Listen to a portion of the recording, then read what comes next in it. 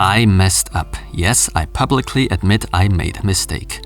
This is about the review of the AMD Radeon RX 5700 XT graphics card I recently published. I unintentionally spread false information regarding the temperatures, and I feel the need to address this issue. And no, before some come up with wild conspiracy theories and whatnot, no, I am not pressured by AMD to do this, nor by anyone else. I have absolutely no contact with AMD, Nvidia and the likes. The products were paid out of my own pocket. I just want to correct myself and publicly point out the huge mistake I made.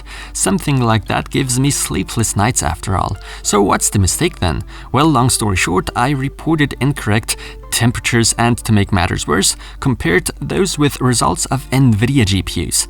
As you may know, Nvidia generally only provides a single temperature readout for us users. AMD is a lot more generous in that aspect and gives us a bit more insight, so we have access to all kinds of sensors. The temperature at the GPU surface, those of the transistors, video memory, as well as VRMs. And yeah, as embarrassing it is and what I didn't report you guys the GPU temperature at the surface, just like it's the case with Nvidia cards, but instead used the junction readout for my comparison. Those two values cannot be compared with each other. The junction temperature most of the time is always higher than the one at the surface. So me reporting 107 degrees Celsius is utter nonsense. Sure, no doubt that temperature was reached. I didn't lie to you. But then again, it is the junction reading. I should have ignored that hotspot, since Nvidia doesn't even report that one. The real comparable temperature of the Radeon RX 5700 XT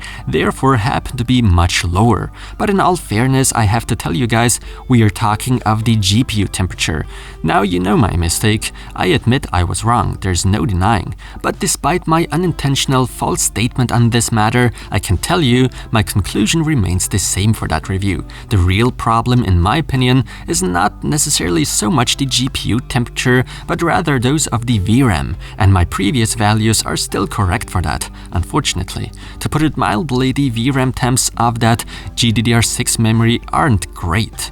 GDDR6 is spec'd to run at 95 degrees Celsius at max, but I'm easily exceeding that limit with my RX 5700 XT reference card running at AMD's default fan curve installed in a case. 98 degrees are no joke. Luckily, there's something you can do about it by simply manually adjusting the fan curve and therefore effectively increasing the fan speed.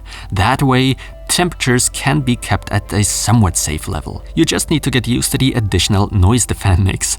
But just to clarify and avoid any misunderstandings, the temperature results and all of my concerns regarding the RX 5700 XT come from using the reference design with the reference cooler by AMD.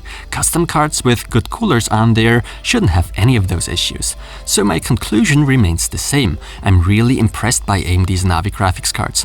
Both the RX 5700 and the XT variant amazed me. Nonetheless, I wouldn't recommend going for the reference models. Instead, get a custom model with a better cooler on it. So what's my excuse for this mess up? How could I possibly let such a huge mistake slip into my previous video?